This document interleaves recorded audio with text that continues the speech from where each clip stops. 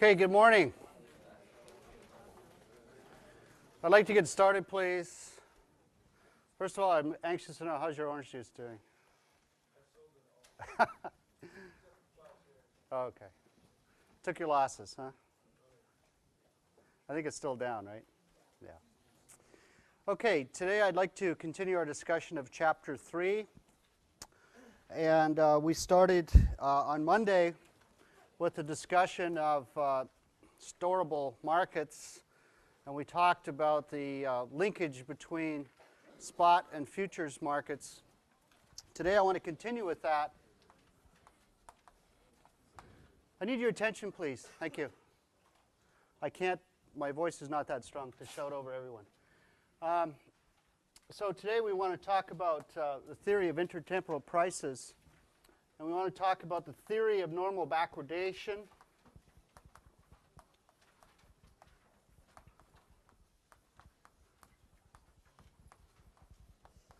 Theory of normal backwardation and the theory of price of storage.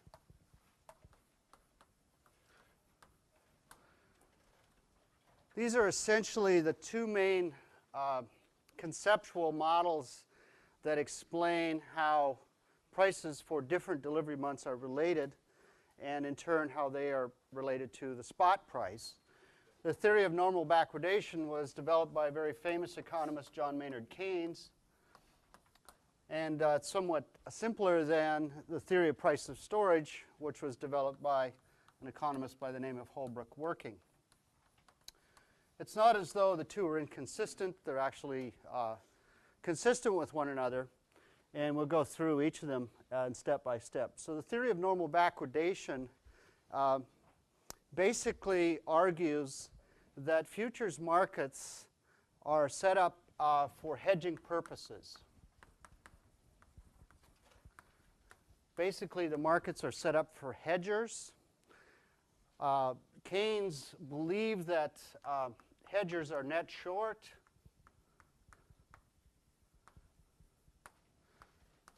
So the implication is speculators are net long. And what does this mean? Well, it simply means that if you take all the hedgers in the market, some of the hedgers have long positions, some have short positions, but typically the number of short positions exceeds the number of long positions. So normally hedgers are selling. It's not as though hedgers don't also buy for price protection, but normally they're selling. It means that speculators are net long.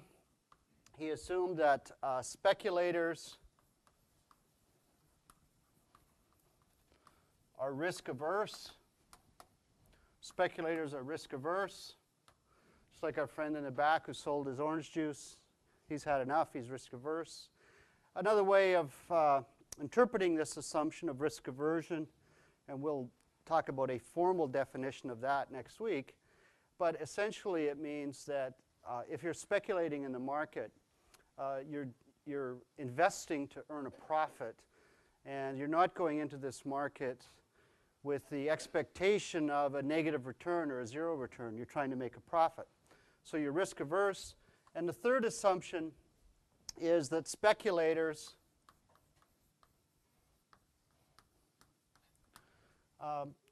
cannot forecast prices. So on average, speculators cannot exactly predict where the market is going. So in essence, what this theory assumes is that speculators are selling insurance to hedgers. The hedgers are net short, speculators are net long. So if you're a hedger and you're selling futures contracts, I'm a speculator, I'm buying futures contracts, I'm risking my money by going long. You're trying to protect a position you have in the cash market by going short, so I'm selling you insurance. And I charge a premium for that. It's called a risk premium. So according to this theory, let's suppose that this is days to maturity on a futures contract. Okay, so it could be the March contract, the January contract, doesn't really matter. So here's 0, so the contract expires when it gets down to 0, okay? And suppose we're 100 days out from maturity. In other words, 100 days prior to expiry of the contract. If today's cash price, if the cash price is sitting at this point, and let's suppose that this is $2.50, so this might be a corn contract. So the current cash price is $2.50. Then as we approach maturity, as we saw on Monday, we simply expect this cash price, to rise by the cost of storage, okay? So rises by the cost of storage.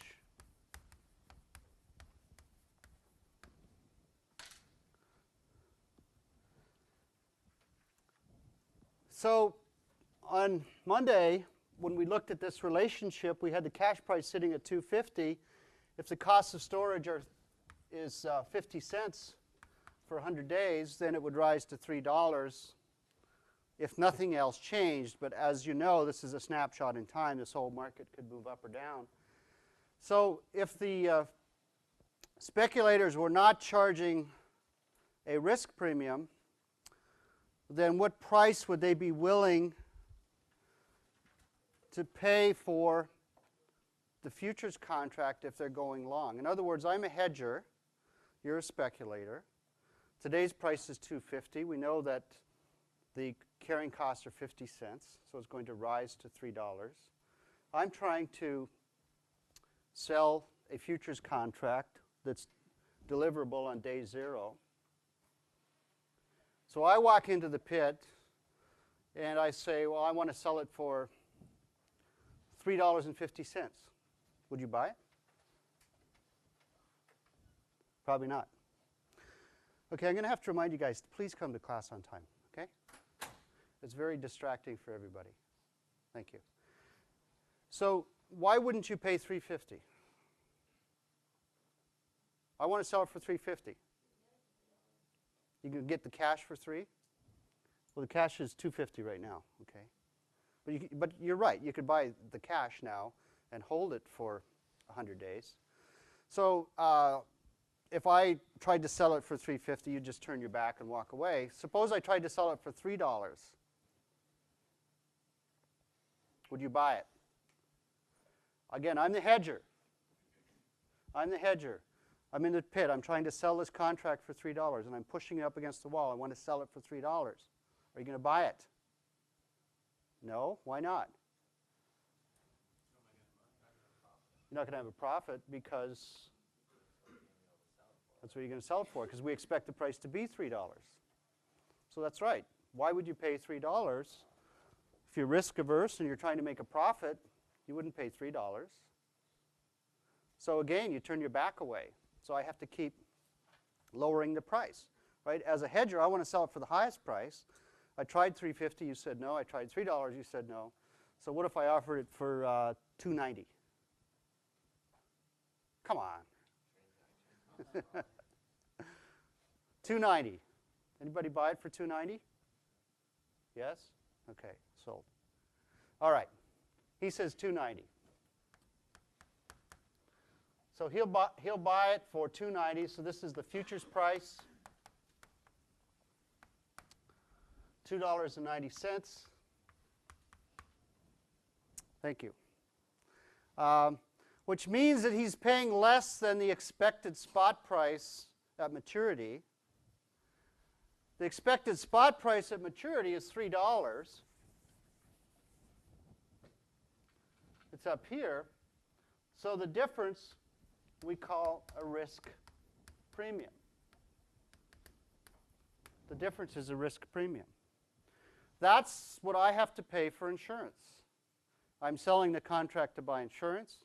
I can't sell the contract for the expected spot price of $3.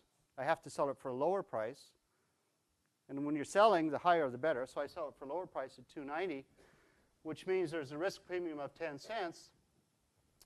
Another implication is that the futures prices will rise as we approach maturity, rise relative to the expected spot price. So our speculator friend in the front row here will make his 10 cents. At least he's expecting to make 10 cents. Things could change tomorrow. But that's the implication of the theory. So it basically argues that the cash price is determined by supply and demand in that market. And it argues that the futures price is equal to the expected cash price minus the risk premium. Okay? That's the theory of the price of storage. I can see I'm going to have to clamp down. Sometimes being nice doesn't work. Any questions on this basic conceptual explanation for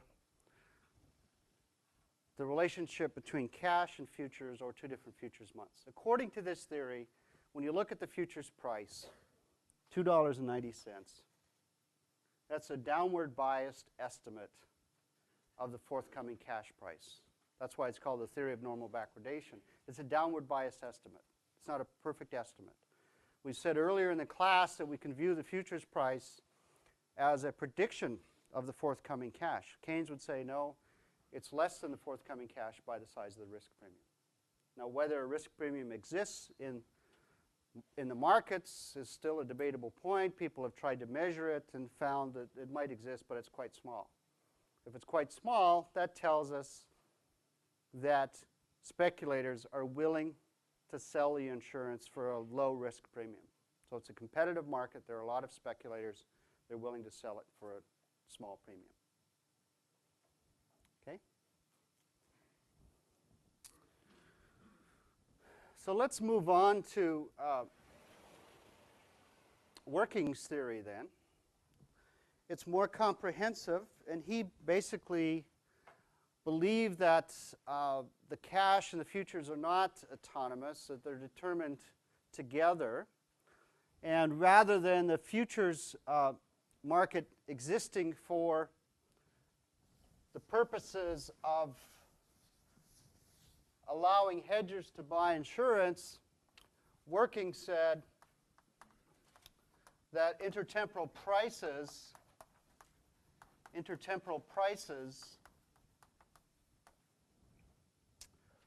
reflect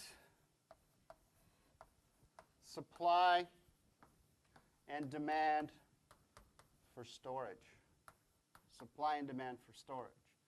So he focused on the market for stocks. It's not storage space, but it's actual level of inventories that he focused on.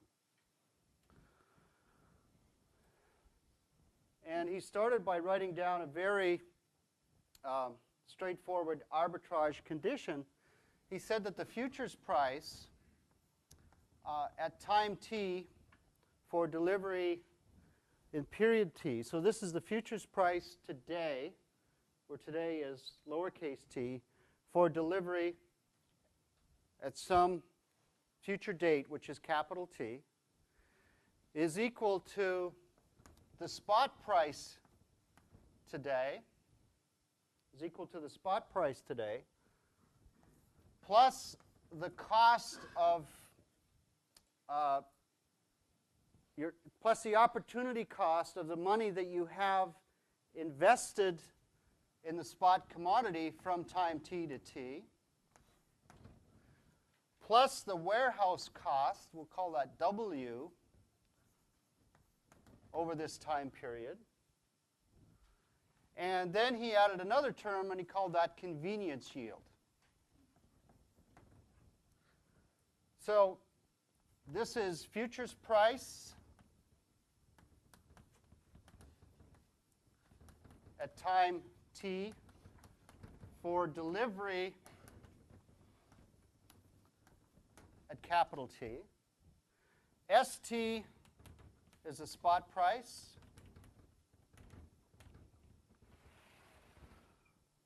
R sub t is basically the cost of money. You can view it as the interest rate, because if you're holding the spot commodity, you must buy it, and so your capital is tied up in the inventory, and you can't use that capital elsewhere. So R of t is the cost of money. W of t is the warehouse cost. So this is like the physical inventory cost, such as insurance and all the other costs that go along with physically holding the commodity.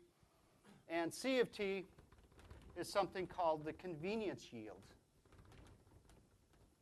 Convenience yield, which is actually a negative cost. The convenience yield is a negative cost. The convenience yield is a return associated with holding the physical inventory. It's a negative cost, and I'll come back to that in a second. So that's your standard arbitrage equation for a storable commodity. It turns out it also applies to financial instruments that are storable, such as treasury bonds. This applies to any storable commodity, crude oil, corn, wheat, etc. So if this arbitrage condition holds, then we have an equilibrium situation. In other words, the futures price reflects the current spot price plus the cost of holding that inventory minus any convenience yield. However, if the futures price was greater than the spot price plus the cost of money invested in the spot market plus the warehouse cost plus the convenience yield. If that's the case, then there's an arbitrage opportunity. Then there's an arbitrage opportunity.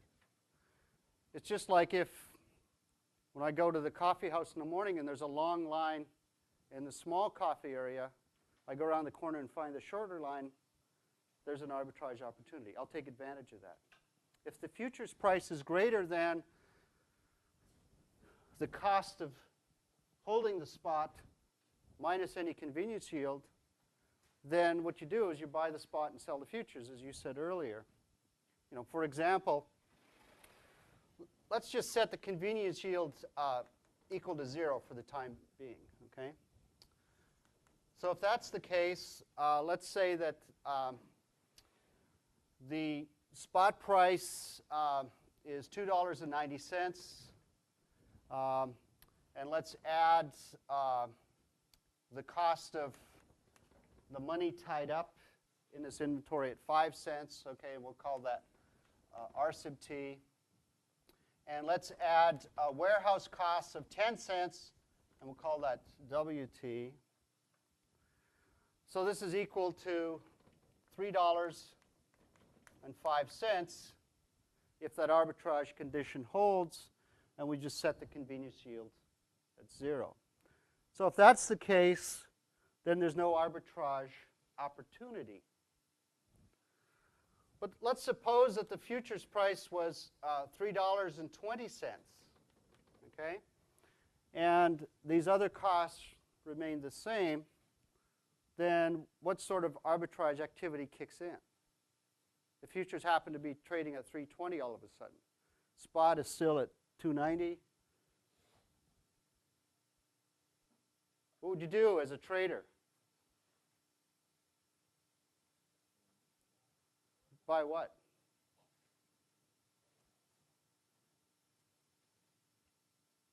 That's the right answer. Buy what, though? Who said buy? Somebody said buy. Come on, I'm giving you half the answer. There's an arbitrage opportunity. The futures price was trading at $3.05. Now, boom, it's at $3.20. The spot price hasn't changed. The costs of holding haven't changed. What do you do? This is no more difficult than if I took you and I showed you, here's a long line for coffee. Here's a short line for coffee. You walk into the room. Which line do you get in? Okay? Give it a try. Thank you. You'd buy spot at $2.90. It's going to cost you 15 cents to hold it. You sell the futures at $3.20, and you've earned a riskless return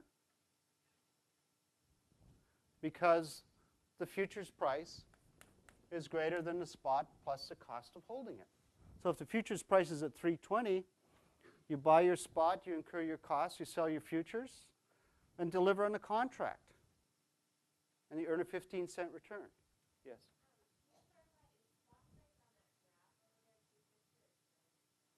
It's 250. Okay. The numbers I'm using here are a little different than the graph, but yeah, the concept is the same. The spot price is whatever it's going for now for immediate delivery.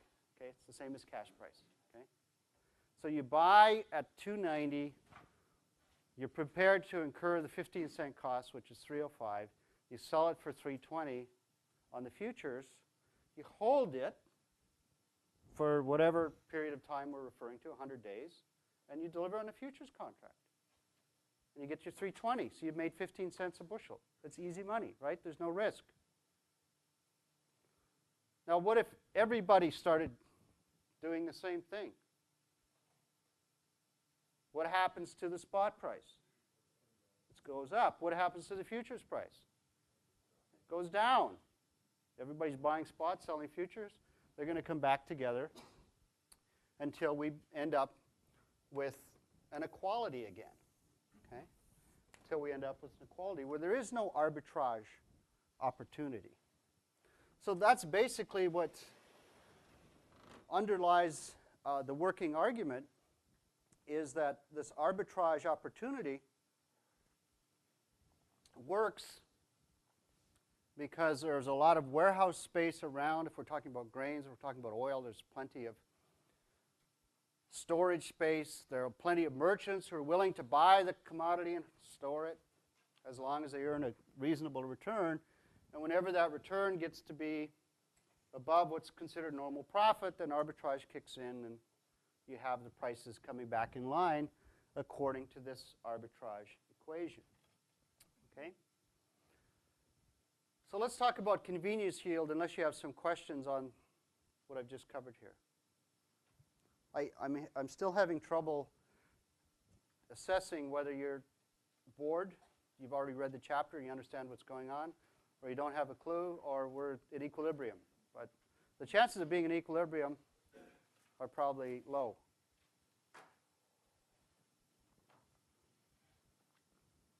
Okay, we have an arbitrage opportunity here. I know the material, and some of you don't. So you just need to get in line and ask questions. Convenience yield. It's a controversial term. It's a negative cost. Okay. If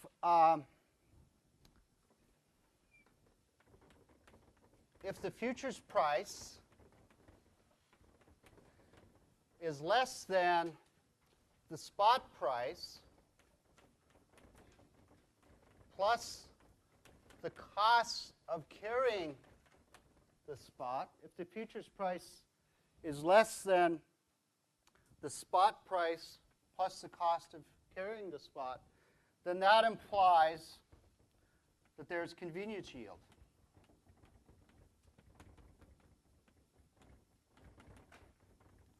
That implies convenience yield exists. And the convenience yield, C sub t through time t, will equal the spot price times the cost of carrying the spot price plus the warehouse fee minus the futures price. So for example,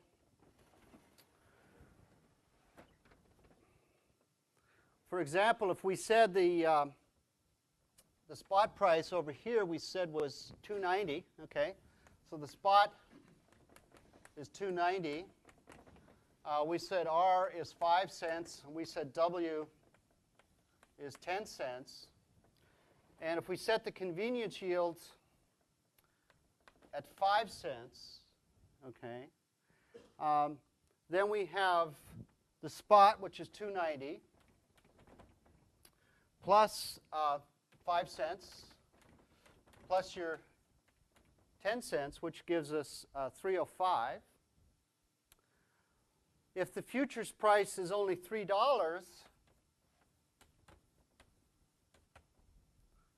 then we have a convenience yield of 5 cents. The convenience yield is a return. We throw it in on the cost side, but it's actually a negative cost. It's a return associated with holding the physical inventory. And there could be a number of reasons why there's a return associated with holding the physical inventory. The simplest example I can think of is that of keeping money in your pocket versus keeping money in the bank. It's a little easier these days to arbitrage that decision because we have ATM machines all over. Right? When I went to college, there was no such thing. To get money out of the bank, you had to go downtown, stand in line. It took forever. So you tended to carry more cash around. In any case, most people walk around town with some cash in their pocket. Might depend how rich you are, right? There's this famous guy, Mike Milken, who made billions trading junk bonds. He used to walk around with $10,000, $20,000 in his pocket. I assume most people walk around with smaller amounts. But why do you do that? Why do you carry money in your pocket? Because you're not earning any interest. Why not leave it in the bank, and every day you go down to the ATM machine? Well, there are transactions costs associated with that. It's inconvenient. So the money in your pocket is actually generating a yield. It's a return associated with the convenience of having it. And that's why you're satisfied to keep that money in your pocket and earn no interest. It seems irrational. You would think that a rational person would keep every single dime in the bank and then go down and draw the money out as you need it. Okay? Now, I see some people writing a check for a cup of coffee, which drives me crazy when I'm standing in line. So maybe they're rational, and I'm not. But it takes time to write a check, too. So, but that's an example of convenience yield, sort of. Another more pertinent example to what we're referring to might be the practice of some of these large food manufacturers of holding inventories to keep their plants running for fear of a stockout. And a prime example is Anheuser-Busch. Right? They make Budweiser beer. You all watch the commercials. You know it's the king of beers. Anheuser-Busch spends millions, tens of millions a year advertising this product. They spend a lot of money convincing you that it tastes better than the competitor.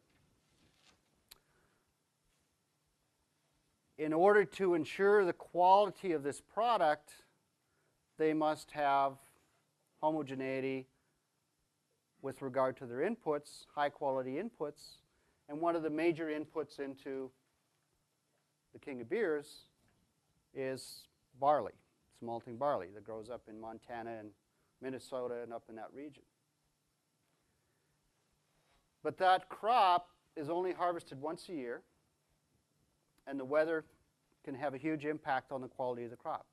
If there's a lot of rain in August or September, the quality goes down. August Bush III can't buy sufficient high-quality barley. The quality of Budweiser goes down, and you know what happens. He gets upset, they lose money. It's not a good idea. So what does Anheuser-Busch do in the face of this situation of this uncertainty every year with regard to stocks of high-quality inputs? What do you suppose they might do? What do they do? They set the bar on Set- inputs. No, no, they don't do that. Inventory? Pardon? Inventory of barley, exactly. They carry a year's supply. They carry a year's stock of barley, which costs them money to store. Obviously, it's not cheap. They have to build these facilities. But it also generates a convenience yield, because if there's poor weather and they're unable to buy barley of sufficient quality, it's okay, they've got it in stock. So they carry large inventories that generates them a convenience yield. Okay? Exciting example, right? I think I'm going to have to start telling jokes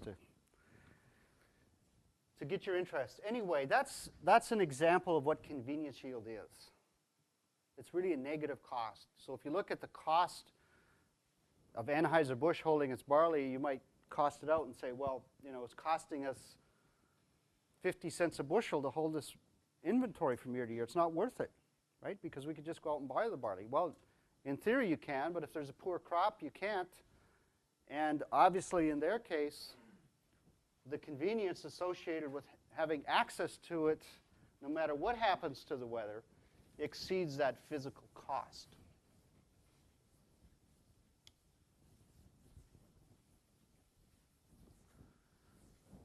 Okay. So now, working started to put this information together. We have this arbitrage condition. That's how the market works. And he was interested in the following relationship. S sub t stands for the volume of stocks carried out of period t. Okay, so we have two different time periods. We have period t and period t plus 1. So the price in period t plus 1 minus the price in period t is an intertemporal price spread. T plus 1 could be March futures. T could be January futures. Doesn't really matter. T could be the spot price. T plus 1 could be January futures. So we have a price for two different time periods. S sub t is the volume of stocks that's carried from this period to the next period. So he believed that this intertemporal price, and after all that's what we're talking about, is the spread in the futures market. He said it depended on the demand and supply for stocks. So we have to derive the demand and supply for stocks in order to see if he was right. So let's start with an equation you're all familiar with. The price in period t is a function of consumption in period t. Okay? That's an inverse demand curve. In fact, I could put a subscript t on this. So if we differentiate this expression with respect to consumption, we'll find that it's negative. That's just your typical demand curve, right? The law of demand says that if you lower the price, demand goes up. If you raise the price, demand falls. It's a downward sloping curve. So that's where we start. We also know that consumption in this period is equal to stocks coming in. So stocks coming in will equal stocks that were carried from the previous period, st minus 1, plus production, x sub t, minus stocks carried out. So ct is consumption. St minus 1 is incoming stocks. Xt is production, and ST is outgoing stocks. Outgoing from this time period. Right? Makes sense. Consumption this period is an identity. It's disappearance. How much was consumed this period? This could be crude oil. Well, how much did we carry in from last period? How much did we produce this period? How much did we carry out? You take the difference, the rest of it's disappeared. It's been used. It's been consumed. And that's equal to C of T.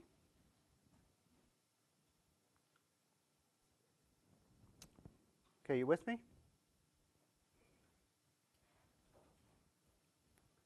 Okay.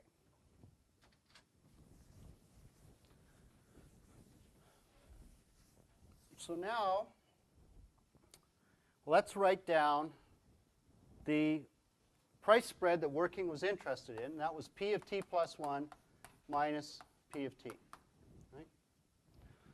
So that's going to equal F of T plus 1, right? Because we said P of T is F of T, C of T. F of T plus 1, which is equal to C of T plus 1. So C of T plus 1 will equal ST plus XT plus 1, right? We're just adding 1 to our subscripts, minus ST plus 1,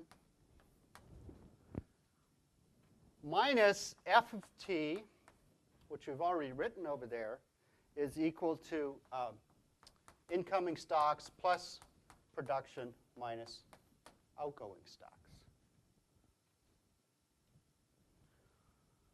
So this term here is equal to C of T. And this term here is equal to C of T plus 1. All we've done is add a 1 to each of the subscripts to get C of T plus 1 as we move from CT to C of T plus 1. So that explains the intertemporal price spread. But we're interested in the relationship between this price spread and stocks. Okay, so we've written down a definition of the price spread. But how does it vary with outgoing stocks? Well, how do you suppose we determine that? Well, let's differentiate this expression, P of T plus 1 minus PT, with respect to stocks carried out of this period. So this will equal, if we use the chain rule, the differential of F of T plus 1 with respect to C of T plus 1, which is in the brackets here, times the differential of C of T plus 1 with respect to S of T, right? Because S of T is inside the brackets, minus delta F of T, delta C of T, times delta C of T, delta S of T, again using the chain rule, right? CT plus 1 cancels, so we've got the differential of this expression with regard to stocks. CT cancels, so we have the differential of this expression with regard to stocks. So that will tell us the relationship between our price spread and stocks. And over here, we started by defining an inverse demand curve. And we know that according to the law of demand, it's downward sloping, right?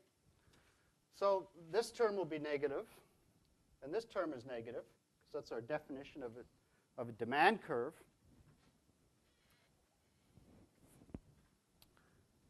So it's a question of what happens to consumption in T plus 1 if stocks carried out of T and into T plus 1 go up. Remember, we're holding everything else constant. So what happens to consumption in T plus 1 if inventories carried out of t and into t plus 1 increase, everything else is held constant, what happens to consumption at t plus 1? Think of the oil example. Okay? We got 2 time periods. We don't change production in the next time period. We don't change outgoing stocks the next time period. All that happens is we build a new facility and we put some oil into storage and carry it into the next period. So what happens to consumption next period? It's an identity, right? There's only 2 possibilities. You might as well guess. Pardon? Don't be afraid to talk. I'm easy to get along with, okay? Don't be afraid to talk. It goes up. Thank you. Yes, it goes up because we're carrying inventories into the period.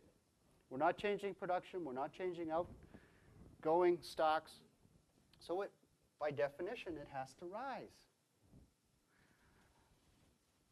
Similarly, consumption this period, we said, is equal to incoming stocks, right? It's equal to incoming stocks plus production minus outgoing stocks. So if incoming stocks are 100, right, and production is 100, and outgoing stocks are 100, then we must consume 100, right? We bring 100 in, we produce 100, we take 100 out. So if all of a sudden this rises, right, to 150, we're taking more out of this period, what happens to consumption in this period? By definition, it must fall because we're taking more inventory out. It must fall. So this gives us a negative term here. We have a positive term with a minus sign. So the whole term is negative. Okay? So if we differentiate the price spread with regard to outgoing stocks, it's a downward sloping relationship. So I'll draw that curve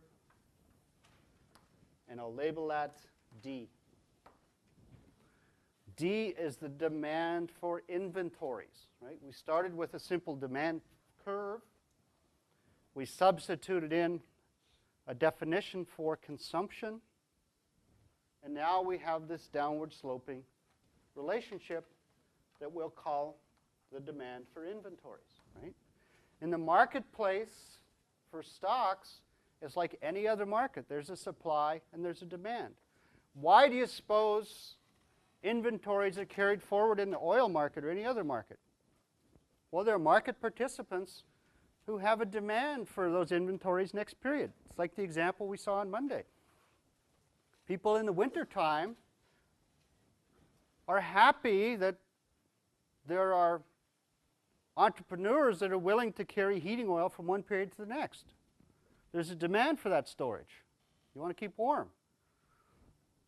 It's true in any market that's storable. There's a demand for stocks. And we see it's downward sloping. Now, does that make sense that it's downward sloping? Well, we can think about the relationship for a second. Again, this is carry-out stocks from period T. So intuitively, I mean, we can see it mathematically. It's clearly downward sloping. But what about our intuition? So just let's do a little thought experiment. We say it's downward sloping. So suppose that the level of inventories carried out of this period fall for whatever reason. What will that do to the price spread? Okay? So the level of inventories carried out of the period fall. What does that mean for consumption this period? Instead of going to 150, it goes down to 75 or 50. What happens to consumption this period? Pardon? It goes up. And in order for consumption to go up, what happens to PT? It has to go down. Thank you. PT will fall, right? Because we're carrying less out of this period. So we've just blown up one of our oil tanks. So we can't carry it out of this period. So there's more oil in the market now. Price falls, consumption goes up. What happens to the price next period? You've just blown up an oil tank. So there's less inventory carried into the next period. It's going to go up. Thank you. It's going to go up, right? So we carry less stocks forward. PT plus 1 goes up. PT goes down. The spread becomes wider, right? So we move from point A to point B. That makes sense. So I think that confirms that the math is correct. It makes sense that this relationship is downward sloping.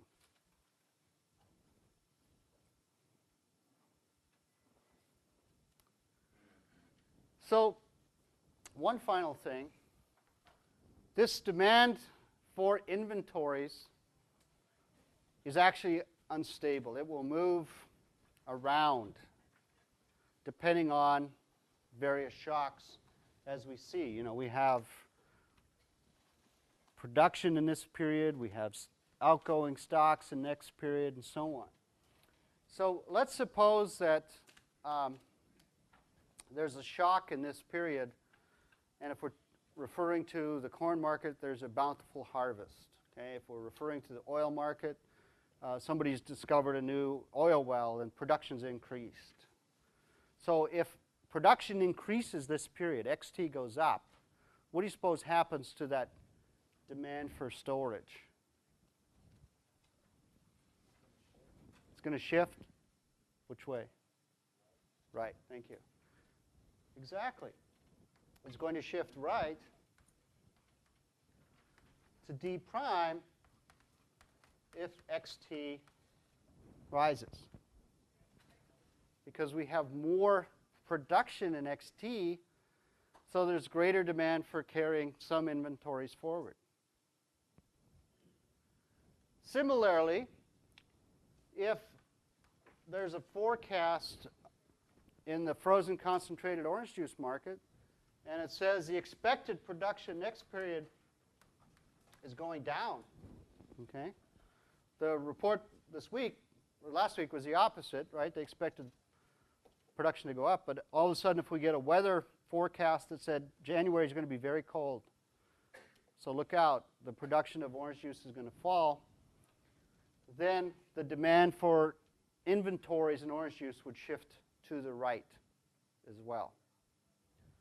Or if we said, let's suppose that the expected carryout for next period rises. So again, there's some information that comes into the market, and we need to carry more orange juice forward into T plus 2, then the demand for inventories in this period will shift right. Okay? So on Friday, I'm going to finish this model. We only have the demand side. I'm going to do the supply side. You will do yourself a big favor if you read Chapter 3, and then you'll be able to follow me in class, because this will likely be on the midterm. So if you just sit there and you don't understand me, that's much more difficult learning it after the fact.